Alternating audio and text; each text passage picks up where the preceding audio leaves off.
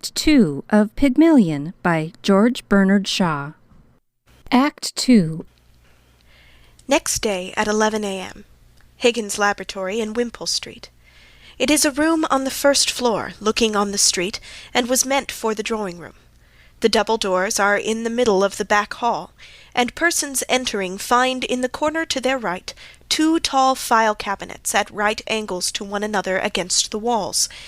In this corner stands a flat writing table, on which are a phonograph, a laryngoscope, a row of tiny organ pipes with a bellows, a set of lamp chimneys for singing flames with burners attached to a gas plug in the wall by an india-rubber tube, several tuning forks of different sizes, a life-size image of half a human head, showing in section the vocal organs, and a box containing a supply of wax cylinders for the phonograph.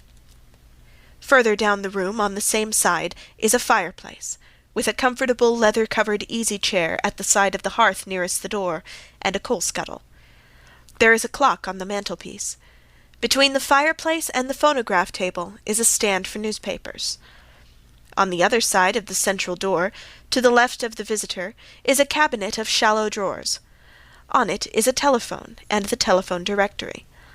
The corner beyond, and most of the side wall, is occupied by a grand piano, with the keyboard at the end furthest from the door, and a bench for the player extending the full length of the keyboard. On the piano is a dessert dish heaped with fruit and sweets, mostly chocolates. The middle of the room is clear. Besides the easy-chair, the piano bench, and 2 chairs at the phonograph table, there is one stray chair. It stands near the fireplace. On the walls, engravings, mostly Pyrenees and mezzotint portraits. No paintings. Pickering is seated at the table, putting down some cards and a tuning fork which he has been using. Higgins is standing up near him, closing 2 or 3 file drawers which are hanging out.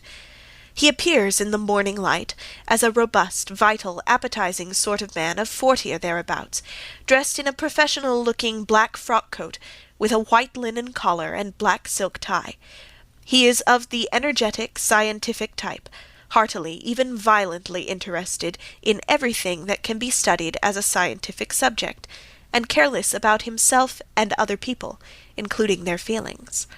He is, in fact, but for his years and size, rather like a very impetuous baby, taking notice eagerly and loudly, and requiring almost as much watching to keep him out of unintended mischief. His manner varies from genial bullying when he is in a good humour, to stormy petulance when anything goes wrong. But he is so entirely frank and void of malice that he remains likeable even in his least reasonable moments. Well, I think that's the whole show. It's really amazing. I haven't taken half of it in, you know. Would you like to go over any of it again? Rising and coming to the fireplace, where he plants himself with his back to the fire. No, thank you, not now. I'm quite done up for this morning. Tired of listening to sounds? Yes, it's a fearful strain. I rather fancied myself because I can pronounce 24 distinct vowel sounds. But your 130 beat me. I can't hear a bit of difference between most of them. Oh, that comes with practice. You hear no difference at first, but you keep on listening, and presently you find they're all as different as A from B. Mrs. Pierce looks in. She is Higgins's housekeeper. What's the matter? A young woman wants to see you, sir. A young woman? What does she want? Well, sir, she says you'll be glad to see her when you know what she's come about. She's quite a common girl, sir. Very common indeed. I should have sent her away, only I thought perhaps you wanted her to talk into your machines. I hope I've not done wrong, but really you see such queer people sometimes. You'll excuse me, I'm sure, sir. Oh, that's all right, Mrs. Pierce. Has she an interesting accent? Oh, something dreadful, sir, really. I don't know how you can take an interest in it. Let's have her up. Show her up, Mrs. Pierce. He rushes across to his working table and picks out a cylinder to use on the phonograph. Very well, sir. It's for you to say. This is a bit of luck. I'll show you how I make records. We'll set her talking, and then I'll take it down first in Bell's visible speech, then in broad rhomic, and then we'll get her on the phonograph so that you can turn her on as often as you like with the written transcript before you. This is the young woman, sir. The flower girl enters in state. She has a hat with 3 ostrich feathers, orange, sky blue, and red. She has a nearly clean apron, and the shoddy coat has been tidied a little. The pathos of this deplorable figure, with its innocent vanity and consequential air, touches Pickering, who has already straightened himself in the presence of Mrs. Pearce. But as to Higgins, the only distinction he makes between men and women is that when he is neither bullying nor exclaiming to the heavens against some featherweight cross, he coaxes women as a coaxes its nurse when it wants to get anything out of her. Why, this is the girl I jotted down last night. She's no use. I've got all the records I want of Listen Grove lingo, and I'm not going to waste another cylinder on it. Be off with you. I don't want you. Don't you be so saucy. You ain't heard what I come for yet. Do you tell him I come in a taxi? Nonsense, girl. What, do you think a gentleman like Mr. Higgins cares what you came in? Oh, we are proud. He ain't above giving lessons, not him. I heard him say so. Well, I ain't come here to ask for any compliment. And if me money's not good enough, I can go elsewhere. Good enough for what? Good enough for you. Now you know, don't you? I'm come to have lessons, I am, and to pay for 'em too, make no mistake. Well, what do you expect me to say to you? Well, if you was a gentleman, you might ask me to sit down, I think. Don't I tell you I'm bringing you business? Pickering, shall we ask this baggage to sit down, or shall we throw her out of the window? Ow! I won't be called a baggage when I've offered to pay like any lady. Motionless, the two men stare at her from the other side of the room, amazed. What is it you want, my girl? I want to be a lady in a flower shop, instead of selling at the corner of Tottenham Court Road. But they won't take me unless I can talk more genteel. He said he could teach me. Well, here I am, ready to pay him, not asking any favour, and he treats me as if I was dirt. How can you be such a foolish, ignorant girl as to think you could afford to pay Mr. Higgins? Why shouldn't I? I know what lessons cost as well as you do, and I'm ready to pay. How much? Now you're talking. I thought you'd come off it when you saw a chance of getting back a bit of what you chucked at me last night. You'd had a drop in, hadn't you? Sit down. Oh, if you're going to make a compliment of it. Sit down. Sit down, girl. Do as you're told. She places the straight chair near the hearthrug between Higgins and Pickering and stands behind it, waiting for the girl to sit down. Oh! Won't you sit down? Don't mind if I do. What's your name? Liza Doolittle. Eliza, Elizabeth, Betsy and Bess. They went to the woods to get a bird's nest. They found a nest with 4 eggs in it. They took 1 apiece and left 3 in it. Oh, don't be silly. You mustn't speak to the gentleman like that. Well, why won't he speak sensible to me? Come back to business. How much do you propose to pay me for the lessons?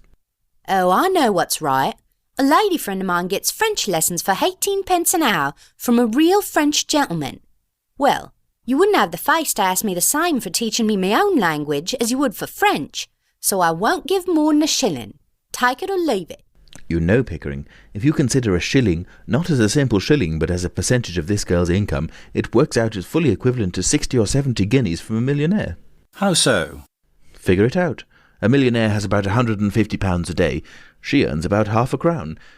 Who told you I only... She offers me 2/5 of her day's income for a lesson. 2/5 of a millionaire's income for a day would be somewhere about £60. It's handsome. By George, it's enormous. It's the biggest offer I ever had. £60? What are you talking about? I never offered you £60. Where would I get... Hold your tongue.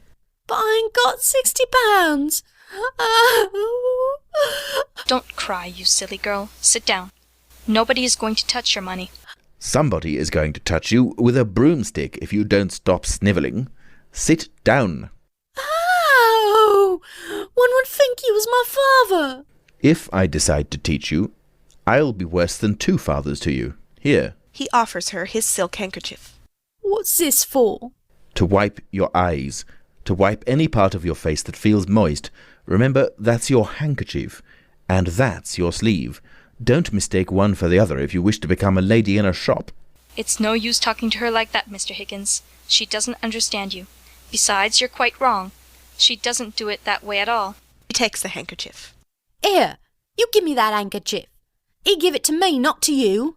Ha! He did. I think it must be regarded as her property, Mrs. Pearce. Serve you right, Mr. Higgins. Higgins, I'm interested. What about the ambassador's garden party? I'll say you're the greatest teacher alive if you make that good. I'll bet you all the expenses of the experiment you can't do it, and I'll pay you for the lessons. Oh, you are real good. Thank you, Captain. It's almost irresistible. She's so deliciously low, so horribly dirty. How? I ain't dirty. I washed my face and hands afore I come, I did. You're certainly not going to turn her head with flattery, Higgins. Oh, don't say that, sir. There's more ways than one of turning a girl's head, and nobody can do it better than Mr. Higgins, though he may not always mean it. I do hope, sir, you won't encourage him to do anything foolish. What is life but a series of inspired follies? The difficulty is to find them to do. Never lose a chance. It doesn't come every day. I shall make a duchess of this draggle-tailed gutter-snipe. Ow! Yes, in 6 months. In 3, if she has a good ear and a quick tongue. I'll take her anywhere and pass her off as anything. We'll start today. Now, this moment. Take her away and clean her, Mrs. Pierce. Monkey brand, if it won't come off any other way. Is there a good fire in the kitchen? Yes, but... Take all her clothes off and burn them. Ring up Whiteley or somebody for new ones. Wrap her up in brown paper till they come. You're no gentleman, you're not, to talk of such things. I'm a good girl, I am, and I know what the like of you are, I do. We want none of your Liston Grove prudery here, young woman. You've got to learn to behave like a duchess. Take her away, Mrs. Pierce. If she gives you any trouble, wallop her. No, I'll call the police, I will. But I've no place to put her. Put her in the dustbin. Oh! Oh, come, Higgins, be reasonable. You must be reasonable, Mr. Higgins. Really, you must. You can't walk over everybody like this. I walk over everybody. My dear Mrs. Pierce, my dear Pickering, I never had the slightest intention of walking over anyone. All I propose is that we should be kind to this poor girl. We must help her to prepare and fit herself for her new station in life. If I did not express myself clearly, it was because I did not wish to hurt her delicacy, or yours. Well, did you ever hear anything like that, sir? Never, Mrs. Pierce, never. What's the matter? Well, the matter is, sir, that you can't take a girl up like that as if you were picking up a pebble on the beach. Why not? Why not? But you don't know anything about her. What about her parents? She may be married. Gone. There, as the girl very properly says, gone. Married, indeed. Don't you know that a woman of that class looks a worn-out drudge of 50 a year after she's married? Who'd marry me? By George, Eliza, the streets will be strewn with the bodies of men shooting themselves for your sake before I've done with you. Nonsense, sir. You mustn't talk like that to her. I'm going away. He's off his jump, he is. I don't want no balmies teaching me. Oh, indeed. I'm mad, am I? Very well, Mrs. Pierce, you needn't order the new clothes for her. Throw her out. No, you got no right to touch me. You see now what comes of being saucy. This way, please. I didn't want no clothes. I wouldn't have taken 'em. She throws away the handkerchief. I can buy me own clothes. Higgins deftly retrieves the handkerchief and intercepts her on her reluctant way to the door. You're an ungrateful, wicked girl. This is my return for offering to take you out of the gutter, undress you beautifully, and make a lady of you. Stop, Mr. Higgins. I won't allow it. It's you that are wicked. Go home to your parents, girl, and tell them to take better care of you. I ain't got no parents. They told me I was big enough to earn me own living and turned me out. Where's your mother? I ain't got no mother. Her that turned me out was me sick stepmother, but I done without 'em, and I'm a good girl, I am. Very well then, what on earth is all this fuss about? The girl doesn't belong to anybody, is no use to anybody but me. You can adopt her, Mrs. Pierce. I'm sure a daughter would be a great amusement to you. Now don't make any more fuss. Take her downstairs But and... what's to become of her? Is she to be paid anything? Do be sensible, sir. Oh, pay her whatever is necessary. Put it in the housekeeping book. What on earth will she want with money? She'll have her food and her clothes. She'll only drink if you give her money. Oh, you are a brute. It's a lie. Nobody ever saw a sign of liquor on me. She goes back to her chair and plants herself there defiantly. Does it occur to you, Higgins, that the girl has some feelings? Oh, no, I don't think so. Not any feelings that we need bother about. Have you, Eliza? I got my feelings, same as anyone else. You see the difficulty? Eh? What difficulty? To get her to talk grammar, the mere pronunciation is easy enough. I don't want to talk grammar. I want to talk like a lady. Will you please keep to the point, Mr. Higgins? I want to know on what terms the girl is to be here. Is she to have any wages? And what is to become of her when you've finished your teaching? You must look ahead a little. What's to become of her if I leave her in the gutter? Tell me that, Mrs. Pearce. That's her own business, not yours, Mr. Higgins. Well, when I've done with her, we can throw her back into the gutter. Then it will be her own business again. So that's all right. Oh, you've no feeling heart in you. You don't care for nothing but yourself. Here, I've had enough of this. I'm going. You ought to be ashamed of yourself, you ought. Higgins snatches a chocolate cream from the piano, his eyes suddenly beginning to twinkle with mischief. Have some chocolates, Eliza. How do I know what might be in 'em?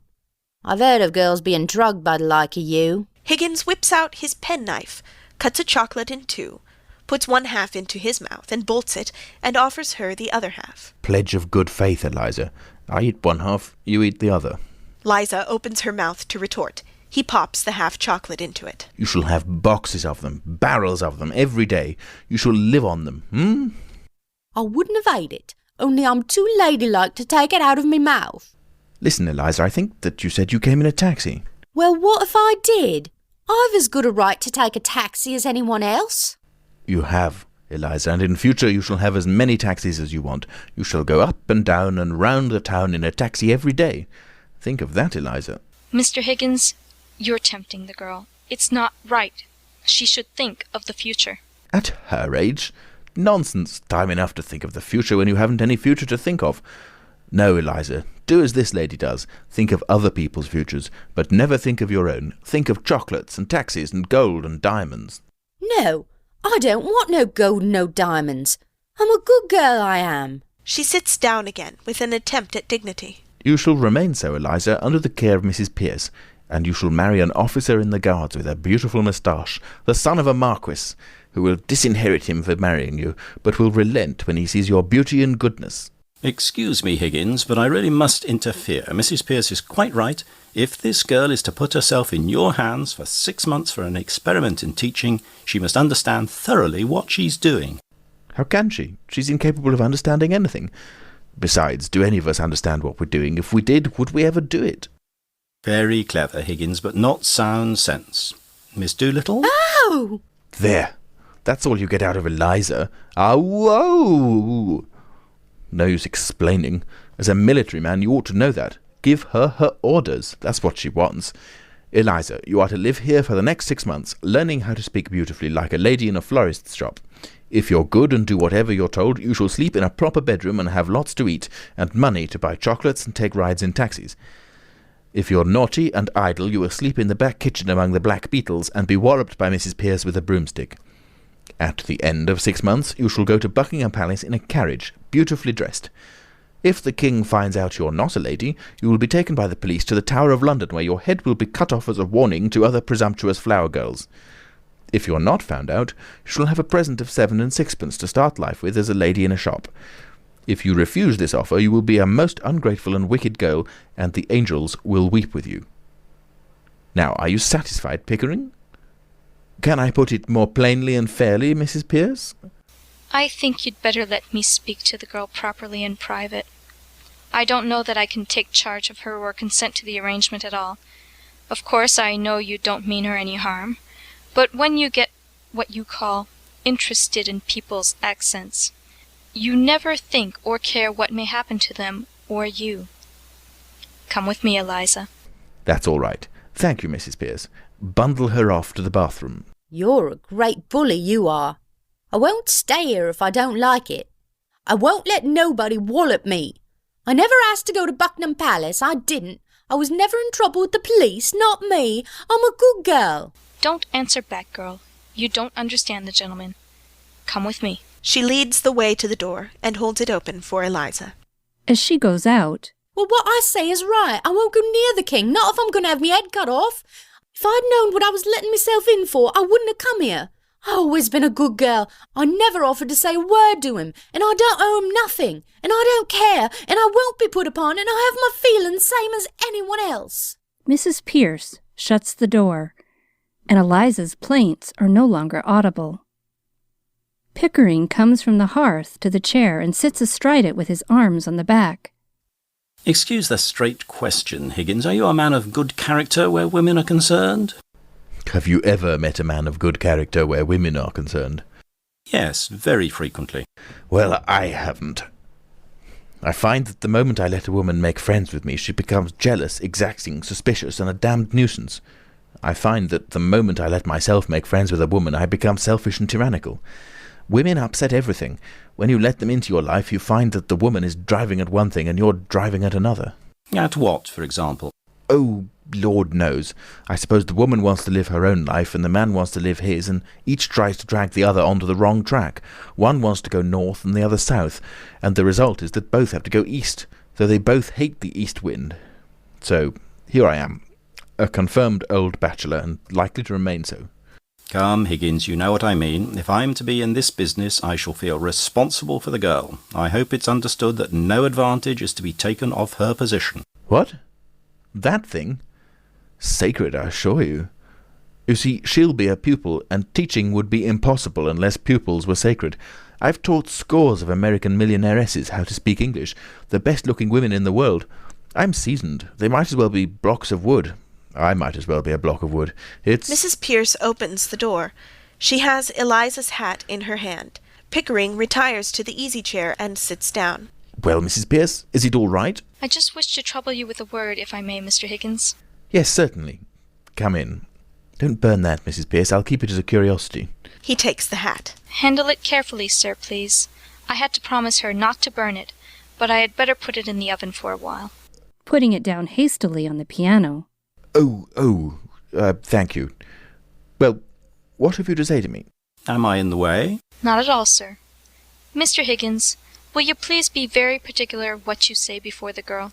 Of course. I'm always particular about what I say. Why do you say this to me? No, sir, you're not at all particular when you've mislaid anything, or when you get a little impatient. Now, it doesn't matter before me. I'm used to it. But you really must not swear before the girl. I swear? I never swear. I detest the habit. What the devil do you mean? That's what I mean, sir. You swear a great deal too much. I don't mind your damning and blasting and what the devil and where the devil and who the devil... Really, Mrs. Pierce, this language from your lips... But there is a certain word I must ask you not to use. The girl has just used it herself because the bath was too hot. It begins with the same letter as bath. She knows no better. She learnt it at her mother's knee. But she must not hear it from your lips. I cannot charge myself with having ever uttered it, Mrs. Pierce. She looks at him steadfastly. He adds, hiding an uneasy conscience with a judicial air, Except perhaps in a moment of extreme and justifiable excitement. Only this morning, sir, you applied it to your boots, to the butter, and to the brown bread. Oh, that. Mere alliteration, Mrs. Pierce, natural to a poet. Well, sir, whatever you choose to call it, I beg you not to let the girl hear you repeat it. Oh, very well, very well. Is that all? No, sir. We shall have to be very particular with this girl as to personal cleanliness. Certainly. Quite right. Most important. I mean not to be slovenly about her dress or untidy in leaving things about. Just so. I intended to call your attention to that. It is these little things that matter, Pickering. Take care of the pence, and the pounds will take care of themselves, as is true of personal habits as of money. Yes, sir. Then might I ask you not to come to breakfast in your dressing-gown, or at any rate not to use it as a napkin to the extent you do, sir. And if you would be so good as to not eat everything off the same plate, and to remember not to put the porridge saucepan out of your hand on the clean tablecloth, it would be a better example to the girl. You know you nearly choked yourself with a fishbone in the jam only last week. I may do these things sometimes, in absence of mind, but surely I don't do them habitually. By the way, my dressing-gown smells most damnably of benzine. No doubt it does, Mr. Higgins. But if you will wipe your fingers... Oh, very well, very well. I'll wipe them in my hair in future. I hope you're not offended, Mr. Higgins. Not at all, not at all. You're quite right, Mrs. Pierce. I shall be particularly careful before the girl. Is that all? No, sir. Might she use some of those Japanese dresses you brought from abroad? I really can't put her back into her old things. Certainly. Anything you like. Is that all? Thank you, sir. That's all. She goes out. You know, Pickering, that woman has the most extraordinary ideas about me. Here I am, a shy, diffident sort of man. I've never been able to feel really grown up and tremendous like other chaps. And yet she's firmly persuaded that I'm an arbitrary, overbearing, bossing kind of person. I can't account for it. Mrs. Pierce returns. If you please, sir, the trouble's beginning already. There's a dustman downstairs, Alfred Doolittle, wants to see you. He says you have his daughter here. Phew, I say. Send the blackguard up. Oh, very well, sir. He may not be a blackguard, Higgins. Nonsense, of course he's a blackguard.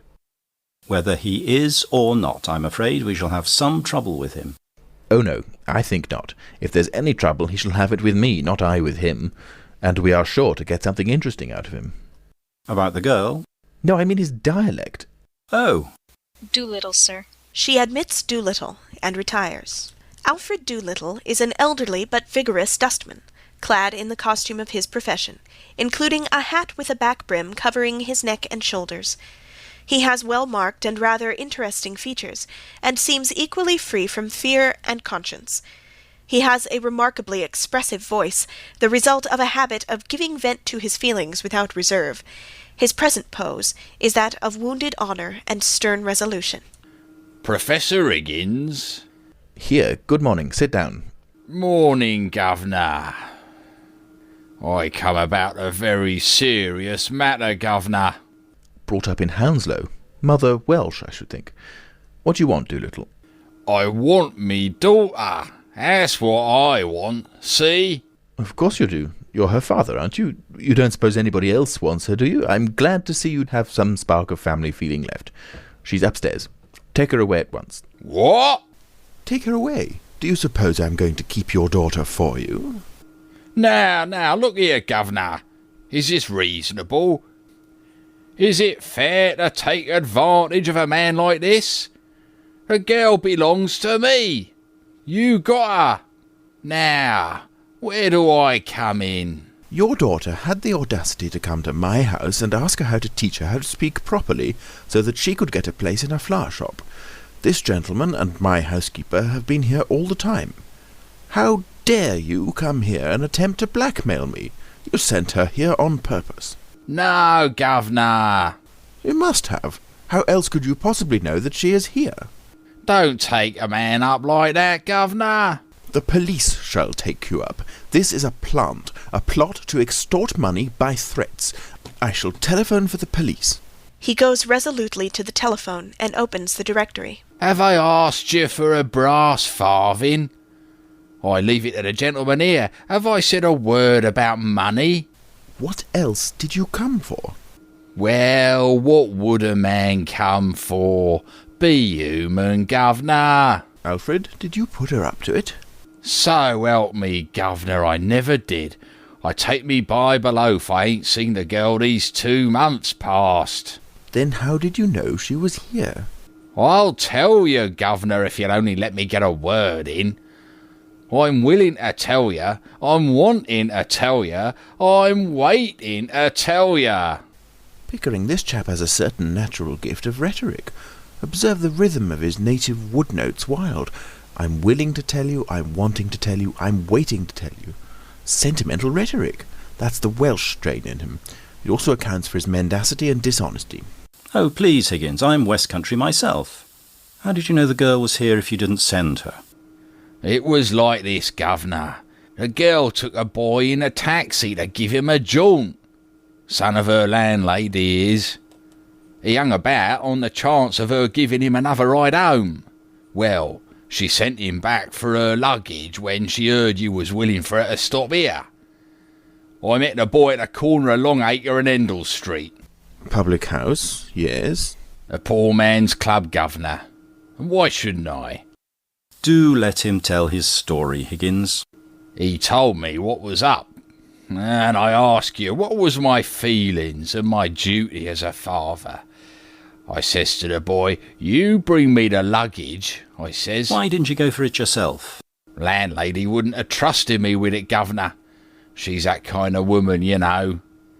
I had to give the boy a penny afore he trusted me with it, the little swine. I brought it to her just to oblige you, like, and make myself agreeable, that's all. How much luggage? Musical instrument, governor. Few pictures, trifle of jewellery and a bird cage. She said she didn't want no clothes. What was I to think from that, governor? I ask you as a parent, what was I to think? So you came to rescue her from worse than death, eh? Just so, governor. That's right. But why did you bring her luggage if you intended to take her away? Have I said a word about taking her away? Have I now? You're going to take her away, double quick. He crosses to the hearth and rings the bell. No, governor, don't say that. I'm not the man to stand in me girl's light. Here's a career opening for her, as you might say, and... Mrs. Pierce opens the door and awaits orders.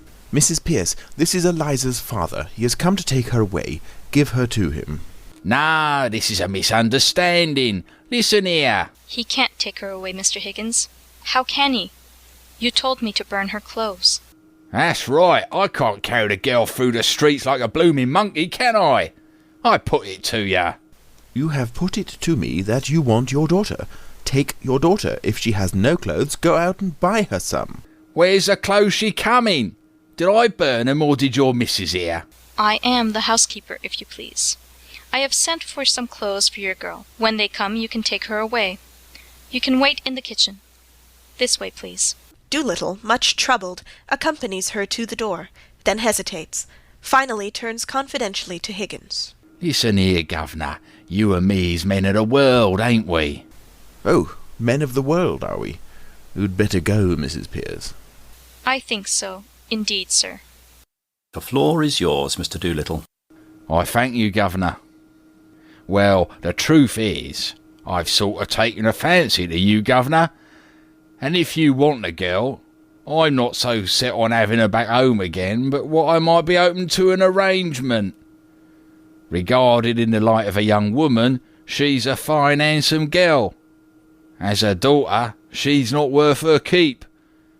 And so I tell you straight, all I ask is me rights as a father, and you're the last man alive to expect me to let her go for nothing. For I can see you're one of the straight sort, governor. Well, what's a £5 note to you? And what's Eliza to me? I think you ought to know, Doolittle, that Mr. Higgins' intentions are entirely honourable. Course they are, governor. If I thought they weren't, I'd ask 50. Do you mean to say, you callous rascal, that you would sell your daughter for £50? Not in a general way, I wouldn't. But to oblige a gentleman like you, I'd do a good deal, I do assure you. Have you no morals, man? Can't afford 'em, governor. Neither could you if you was as poor as me. Not that I mean any harm, you know, but if Liza is going to have a bit out of this, why not me too? I don't know what to do, Pickering. There can be no question that as a matter of morals it's a positive crime to give this chap a farthing, and yet I feel a sort of rough justice in his claim. That's it, governor, that's all I say. A father's art, as it were. Well, I know the feeling, but really it seems hardly right. Don't say that, governor. Don't look at it that way. What am I, governors both? I ask you, what am I? I'm one of the undeserving poor, that's what I am. Think of what that means to a man.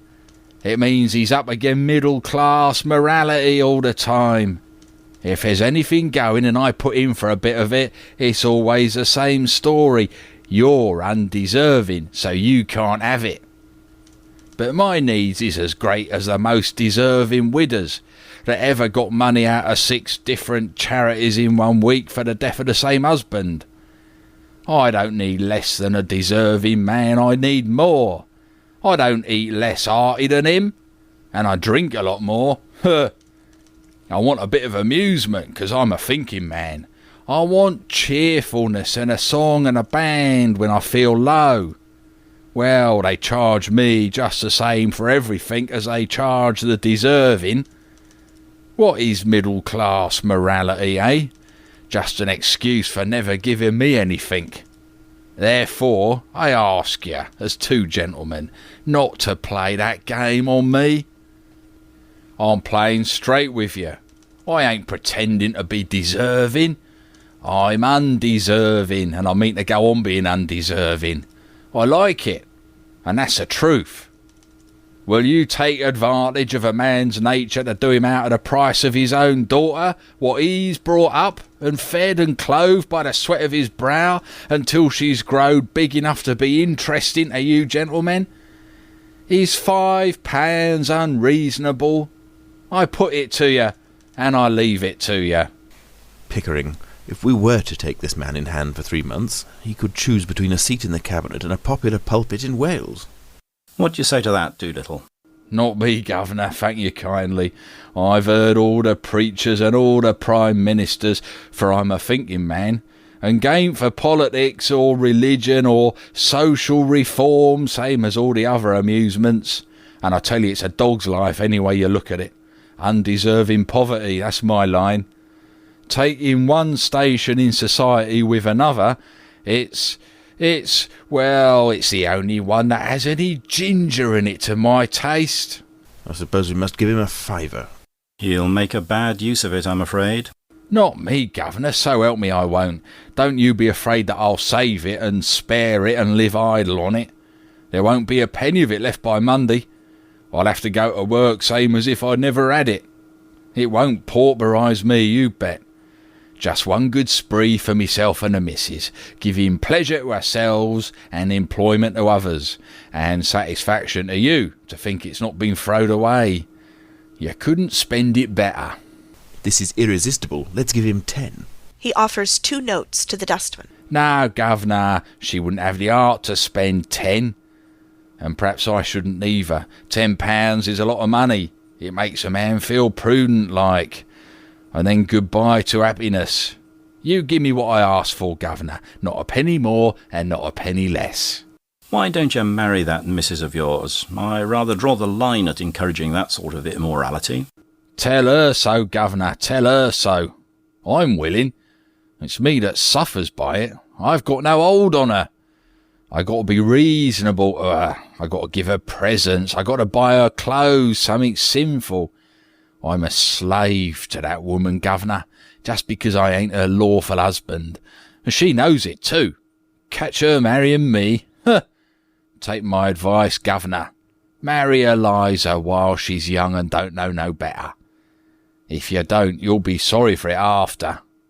If you do, she'll be sorry for it after. But better you than her, 'cause you're a man, and she's only a woman and don't know how to be happy anyhow. Pickering, if we listen to this man another minute, we shall have no convictions left. £5, I think you said. Thank you kindly, Governor. You're sure you won't take 10? Not now. Another time, Governor. Higgins hands him a £5 note. Here you are. Thank you, Governor. Good morning. He hurries to the door, anxious to get away with his booty. When he opens it, he is confronted with a dainty, exquisitely clean young Japanese lady in a simple blue cotton kimono printed cunningly with small white jasmine blossoms. Mrs. Pierce is with her. He gets out of her way deferentially and apologizes. Beg pardon, miss. Gone. Don't you know your own daughter? Blimey, it's Eliza. Don't I look silly? Silly? Now, Mr. Higgins, please don't say anything to make the girl conceited about herself. Oh, quite right, Mrs. Pierce. Yes, damned silly. Please, sir. I mean extremely silly. I should look all right with me hat on. She takes up her hat, puts it on, and walks across the room to the fireplace with a fashionable air. A new fashion, by George, and it ought to look horrible. Well, I never thought she'd clean up as good-looking as that, Governor. She's a credit to me, ain't she? I tell you, it's easy to clean up here. Hot and cold water on tap, just as much as you like, there is. Woolly towels, there is. And a towel horse so hot it burns your fingers. Soft brushes to scrub yourself, and a wooden bowl of soap smelling like primroses. Now I know why ladies is so clean. Washing's a treat for 'em. Wish they saw what it is for the like of me. I'm glad the bathroom met with your approval. It didn't, not all of it. And I don't care who hears me say it. Mrs. Pierce knows. What was wrong, Mrs. Pierce? Oh, nothing, sir. It doesn't matter. I had a good mind to break it. I didn't know which way to look, but I hung a towel over it, I did. Over what? Over the looking-glass, sir. Doolittle, you've brought your daughter up too strictly. Me? I never brought her up at all, except to give her a lick of her strap now and again. Don't put it on me, governor. She ain't accustomed to it, you see, that's all. But she'll soon pick up your free and easy ways. I'm a good girl, I am, and I won't pick up no free and easy ways. Eliza, if you say again that you're a good girl, your father shall take you home. Not him. You don't know me father. All he come here for was to touch you for some money to get drunk on. Well, what else would I want money for? To put it in the plate at church, I suppose. She puts out her tongue at him. He is so incensed by this that Pickering presently finds it necessary to step between them. Don't give me none of your lip, and don't let me hear you giving this gentleman any of it neither, or you'll hear about it from me, see? Have you any further advice to give her before you go, Doolittle? Your blessing, for instance? Nah, governor, I ain't such a mug as to put up my children to all I know myself. Hard enough to hold 'em in without that. If you want Eliza's mind improved, governor, you do it yourself with a strap. So long, gentlemen. Stop. You'll come regularly to see your daughter. It's your duty, you know. My brother is a clergyman, and he could help you in your talks with her. Certainly. I'll come, governor. Not just this week, 'cause I got a job at a distance. But later on, you may depend on me. Afternoon, gentlemen. Afternoon, ma'am. He takes off his hat to Mrs. Pierce, who disdains the salutation and goes out. He winks at Higgins, thinking him probably a fellow sufferer from Mrs. Pierce's difficult disposition, and follows her. Don't you believe the old liar. He'd as soon you set a bulldog on him as a clergyman. You won't see him again in a hurry. I don't want to, Eliza. Do you? Nor me. I don't want never to see him again, I don't. He's a disgrace to me, he is, collecting dust instead of working at his trade. What is his trade, Eliza? Taking money out of other people's pockets into his own. His proper trade's a navvy, and he works at it sometimes too, for exercise, and earns good money at it. Ain't you going to call me Miss Doolittle any more? I beg your pardon, Miss Doolittle. It was a slip of the tongue. Oh, I don't mind. Only it sounded so genteel. I should just like to take a taxi to the corner of Tottenham Court Road and get out there and tell it to wait for me, just to put the girls in their place a bit. I wouldn't speak to 'em, you know. Better wait till we get you something really fashionable. Besides, you shouldn't have cut your old friends now that you have risen in the world. That's what we call snobbery. You don't call like of them me friends now, I should hope. They've took out me often enough with their ridicule when they had the chance. And now I mean to get a bit me own back. But if I'm to have fashionable clothes, I'll wait. I should like to have some. Mrs. Pierce says you're going to give me some to wear in bed at night, different to what I wear in the daytime. But it do seem a waste of money when you could get something to show. Besides, I never could fancy changing into cold things on a winter night. Now, Eliza, the new things have come for you to try on. Ow! She rushes out. Oh, don't rush about like that, girl. Pickering, we seem to have taken on a stiff job. Higgins, we have. End of Act 2.